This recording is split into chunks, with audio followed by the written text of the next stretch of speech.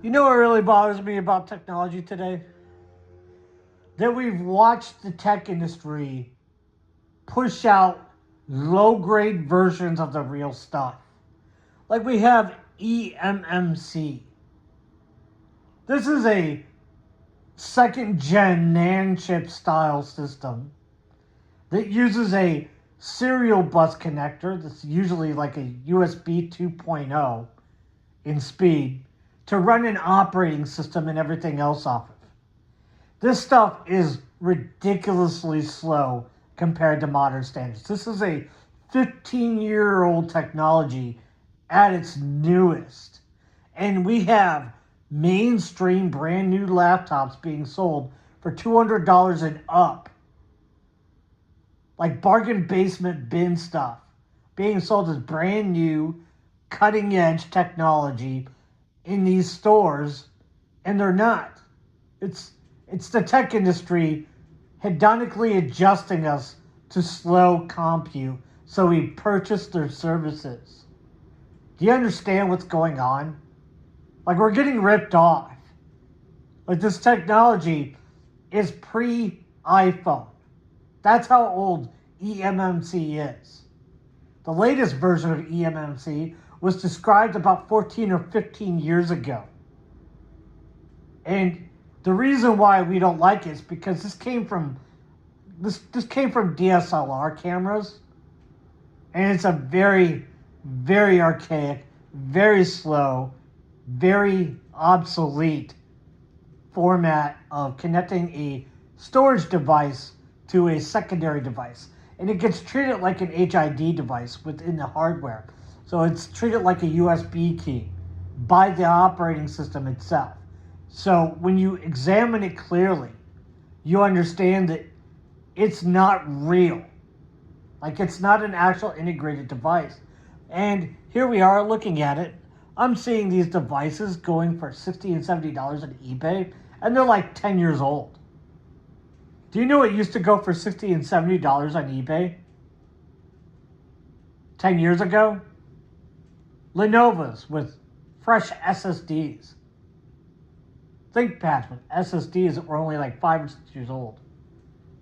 That's what used to go for $50 and $60 on eBay 10 years ago. So now we have $50 and $60 occupied by these archaic, ancient Chromebook like stuff. And Chromebook, don't get me started on Chromebook. Chromebook's terrible. These systems have a TPM module that locks them to Chromebook, so you can't install anything else. So when you buy it, you're locked into Google's ecosystem completely.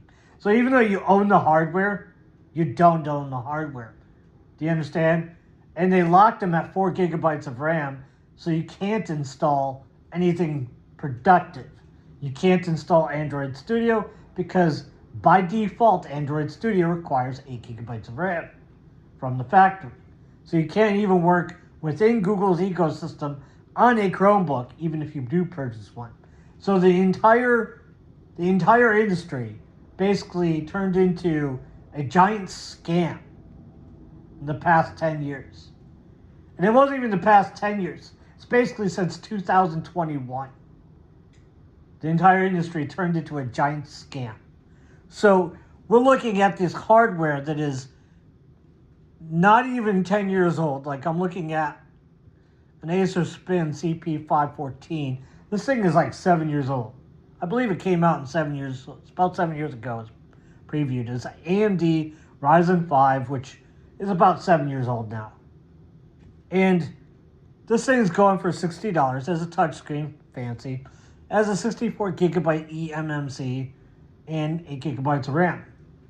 That used to be the standard for the entry level. And there's nothing wrong with this laptop. I'm not saying this person's terrible. I'm just saying the pricing is so skewed that this thing is going for $60 today. This was like a maybe $340 laptop back then. Maybe. And you can buy, what else can you buy for that price? Oh, you can buy an 8-year-old. You can buy an 8-year-old i7 with an actual 256 gigabyte SSD. It's probably on SATA 3. And the rest of the stuff is basically almost essentially the same, except that it's an Intel processor. It probably has some form of either Intel secondary processor for graphics, or maybe it's integrated. And this one over here has a Quattro. But this one is going for $110.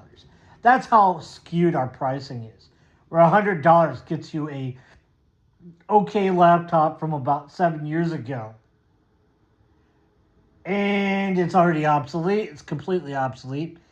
And not a laptop from 5 years ago, which 10 years ago, $100 would get you a pretty much mid-grade laptop from 5 years ago. That's how skewed inflation is. That's how bad it actually is. And you thought the food inflation was bad. If you have to work at all, anywhere, the costs have gone up on everything. Literally on everything. And this is the reason why I'm examining laptops and hardware is because old computer stuff should only go down in price because technology only improves over time. It should get more cost effective and the price should go down and the performance should go up. It's a K branch style system. Like the cost goes down, performance goes up.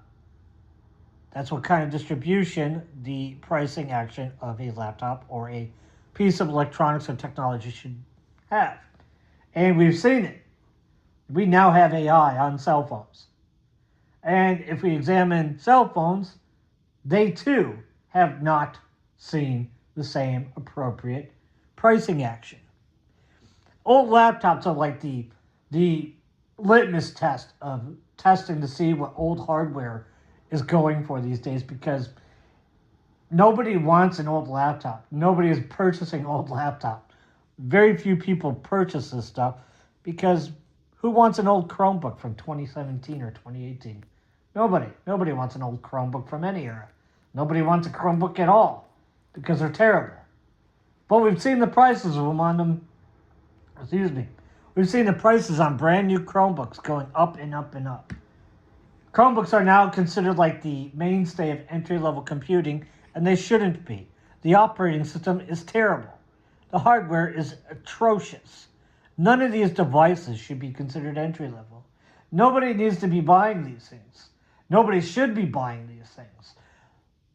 As a community, well, as a sector, we should boycott Chromebooks.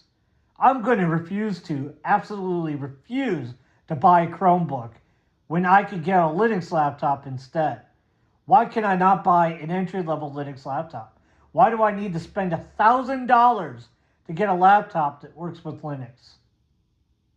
I want to know what happened to that entry-level Linux laptop. There aren't any. The cheapest one I've seen is $800. Why can't I find a reman that buys a specific specification of laptop used on bulk order or any of that stuff, and then rebrands them as Linux laptops? Why don't I see it? I don't want a warranty. I want a laptop that runs Linux from wherever for less than $200. I don't want Windows. I don't want to pay for the license for Windows. The Windows, they tell you the Windows licensing is free, and it's not. It's because you already paid for it. You pay for it when you buy the laptop. You're paying the manufacturer, and the manufacturer already bought the license for you. So you go in there and you buy it. That license doesn't belong to you. You don't own the license to the Windows laptop. Do you understand? And why do you not own it? Because you paid the manufacturer for their license of Windows. They own the license. No matter what you do, they own the license. You can't do anything about it. So they can buy the contract or the agreement you sign when you log into that laptop the first time. They can gain unlawful access to it, according to law. I didn't say it was legal, because they're definitely violating your rights, but they can still argue it in court that they didn't violate your rights because you signed the EULA and user license agreement. This is absolutely atrocious what this industry has turned into. It's no longer an industry of fun, people looking for something to do with computing, and people looking to have a career in something that they're interested in. It is now basically spyware on everything, spy on your whatever, your neighbors. And if you don't spy on them, they're going to hack at you and attack you until you comply with, this persona that you have to be. I'm a elite hacker style. And the only thing you own a computer for is to work in the cybersecurity industry, which is absolutely atrocious. The idea that you have to work in an industry just because you own a laptop is stupid. You don't need to be able to write a shell prompt just to work in this industry. And yes, it's called the shell prompt. Why is it called the shell prompt? Because you're in SL, Perl. The symbol for Perl is a cash symbol, the money, the dollar symbol. And when you go to hell, it's a shell. That's called a shell, as hell. Super grade, S grade hell, because none of this technology was designed for humans in mind. It was designed by a bunch of weird artists that think that they're being clever and cute by hiding little cookies and little, what do you call those? Easter eggs in everything. And when they hide those little Easter eggs, you have to catch their, subcontinental cult-like references to some ridiculous franchise that nobody cares about instead of using plain English for everything. Yes, I've been in the industry long enough to know better. There's a cult of weirdos that like to push their stuff and their personalities into their product instead of, forming a logical association between different products instead of naming it stuff like, random born again shell stuff. Why is it called Bash? Born again shell. What do you mean born again shell? I don't understand the fact that it's called Born Again Shell because it used to be called Born. And Bash is a remake of the Born shell. Yeah, okay, that's great. Now we have a cultural reference to the common folk that enters into the tech industry. Won't catch the reference because they're only like 20 something, and Bash and Born are like 40 years old. Do you understand? Enough.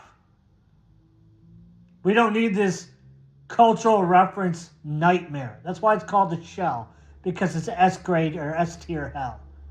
Having to memorize all these ridiculously stupid, absolutely stupid meme things in open source hardware and software. It's annoying.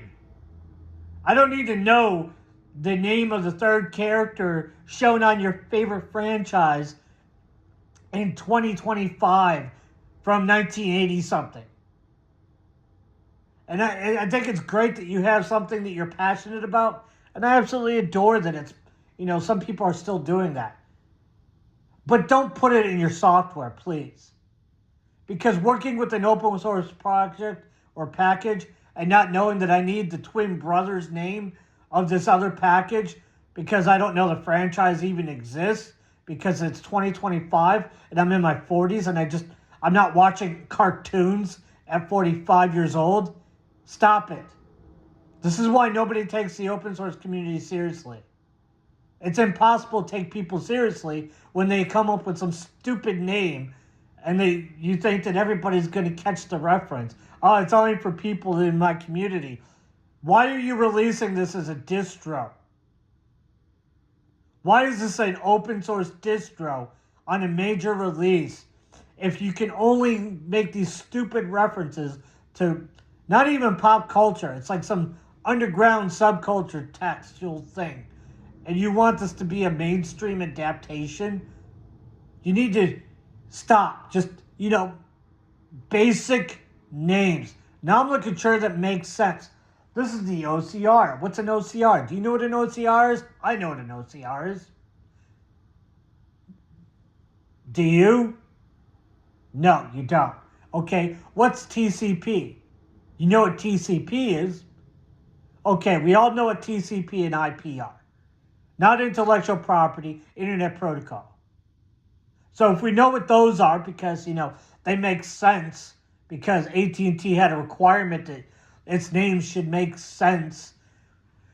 Okay? Like, oh, that's boomer square stuff. Yeah, boomers, that's not a boomer thing to want your names of your software packages to not be some obscure anime reference to some whatever hentai garbage you're into. Okay? Stop it. This is why I don't deal with GNU. This is literally the reason why I don't like dealing with GNU. Because the naming schemes make zero sense whatsoever. You might as well just take a can of alphabet soup, drain all the water out, and throw letters at the wall until something comes up. That would be better. Even that would be better than the way you guys name things. It's like, I don't care about your obscure J.R.R. Tolkien reference. Like, I don't care.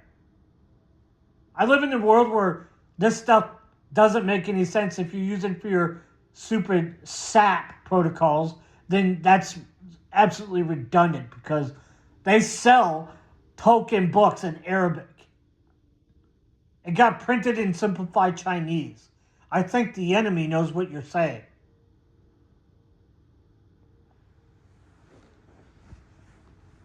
Can we stop with this stuff? Can we stop driving up the price of 10-year-old hardware for no reason? I'm looking at this RAM price. Why are RAM prices so high? This stuff's everywhere. Newegg is not out of stock on DDR5. All the way up to 8,000 megahertz.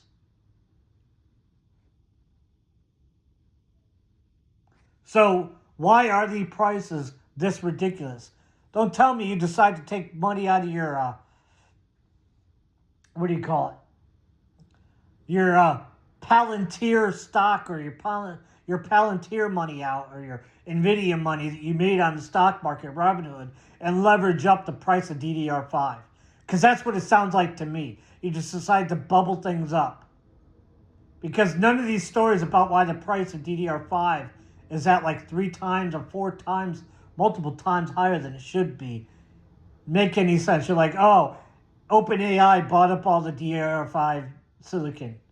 Like, no, that's not realistic. There's no such thing as DDR5 silicon. Silicon comes in wafers. The wafers are either doped. The determination of wafers is thickness, doping, and width. So you have like up to 300 millimeters, N or P doped or not doped at all, and how thick the wafer is. That's how wafers come. That's how silicon comes. So they're not etching out DDR5 chips on silicon and then not producing them.